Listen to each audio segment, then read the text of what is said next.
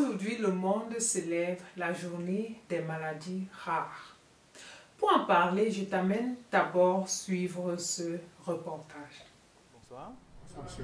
Et bienvenue. Vous ne savez pas de quoi vous souffrez? Non. Mais vous êtes malade. Oui. Qu'est-ce qu'on vous dit concrètement? Ça a commencé quand? Vous avez, À l'âge de 15 ans. vous avez un visage carrément déformé? À l'âge de 15 ans, j'avais ça, commencé comme un petit bouton. Mhm. Et ça a évolué. Ça évoluait. On m'a mené au CHU à Yaoundé. Mhm. On a fait la première opération. Même si la tête, il y avait ça, c'est la tête. On a opéré, la tête, c'est parti. Pour la joue, c'est parti. On a opéré. On a raté l'opération. Mhm. Oui. Alors, c'est depuis 15 ans que vous êtes malade. Oui. Et vous avez perdu vos parents. Ça, il faut le rappeler que vous êtes orphelin de Je père et suis de né, mère. je suis né le 12 septembre 1978. Mhm. Ma mère m'a mis au monde, elle a rendu l'arme directement. Mon père m'a mené à la crèche Oui. des Douala. C'est là-bas que vous avez grandi. J'ai grandi là-bas. Mhm. Après, il est venu m'amener en Djombe. Je suis en Djombe. Après, à l'âge de 15 ans, lui m'a décidé. Oui. Vous vivez en Djombe depuis plusieurs années, Plusieurs années. chez un ami, Oui. oui, qui a accepté vous garder.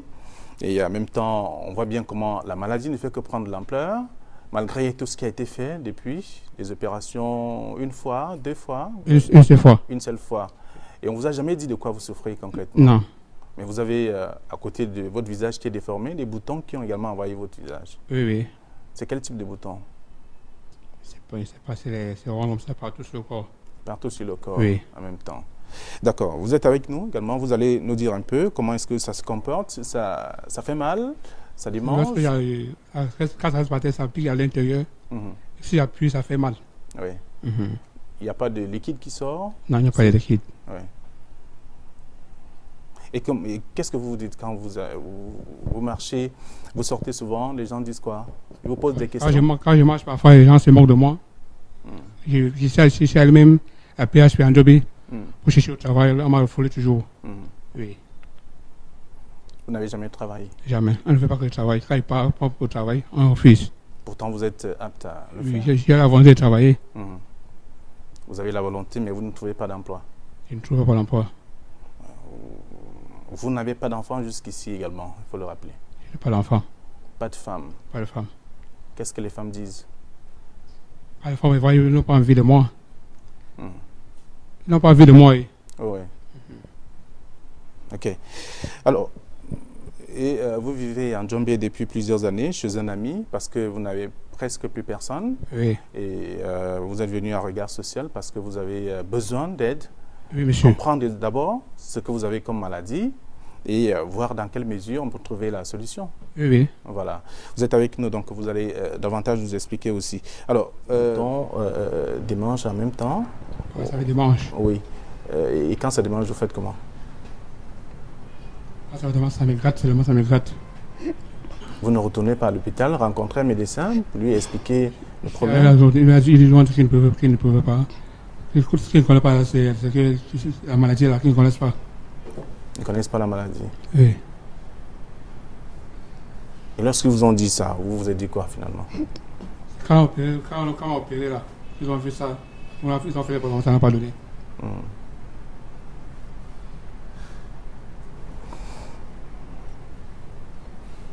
Difficile pour vous de vivre avec? C'est difficile? Et pour moi, je ne veux pas. C'est difficile pour moi. Parce que je mange, je vais honte de moi. Je ne peux pas aimer derrière un miroir comme ça. Parce que j'ai honte. Je peux aimer. Ça me fait trop mal. Quand je me vois comme ça.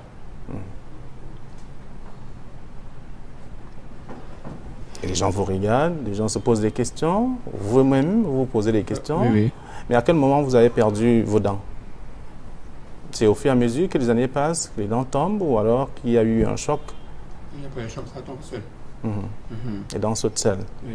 Oui. Et la peau prend des proportions inquiétantes, toujours. Oui, oui. Vous avez des boutons tout le corps, sur tout votre corps, des boutons qui démangent. Oui. D'accord. Alors, salut et bienvenue sur Médecine Facile. Moi, c'est Dr Litchi et j'utilise cet espace pour informer et sensibiliser le plus de personnes possible sur les questions de santé et maladie. Car sans la santé, c'est évident, rien n'est possible. Aujourd'hui, je fais une vidéo spéciale. En ce jour, on célèbre la Journée mondiale des maladies rares pour apporter moi aussi ma contribution en ce qui concerne l'information. Car ce sont des maladies très souvent mystifiées, l'environnement, les personnes concernées sont stigmatisées pour des choses dont ils ne sont pas coupables, puisque c'est une maladie. Ils subissent plutôt, mais en plus de cela, ils doivent encore subir l'environnement. Je me suis beaucoup plus intéressée au cas de M. Chachohans, que vous avez vu dans le reportage. En fait, ce patient souffre de la neurofibromatose de type 1. Elle appartient au groupe des maladies rares. Une maladie est dite rare lorsqu'elle atteint un patient sur 2000. Comme la neurofibromatose, c'est aussi le cas de la drépanocytose, l'hématie, la maladie de Fanconi, la maladie de Prader-Willi. En fait, la liste est longue. On en compte au moins 8000 comme ça. Maintenant, si on revient au cas de la neurofibromatose de type 1, cette maladie s'appelle aussi la maladie de Recklinghausen parce que le premier médecin qui l'a décrit, c'était un médecin allemand, Dr Friedrich Recklinghausen. Alors bon, pour lui faire honneur, on l'appelle aussi la maladie de Recklinghausen. En fait, c'est une maladie génétique. Donc, c'est pas que c'est la sorcellerie, c'est l'infection, ou bien il ne s'est pas bien lavé, ou bien l'enfant de Satan l'a lancé sur là. Non, non, c'est une maladie génétique. Il ne peut rien pour ça.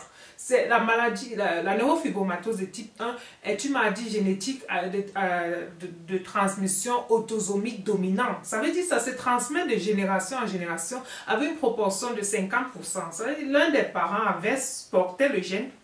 Lui aussi, il a 50% de chance de le transmettre à sa descendance. Qu'est-ce qui se passe là-dedans? On va un peu aller dans les détails. Je veux juste sensibiliser qu'on arrête de stigmatiser et mystifier certaines choses qu'on peut mieux comprendre. En fait, en ce qui concerne la neurofibromatose de type 1, le gène qui est défecté, ce qui est altéré, c'est le neurofibrome 1.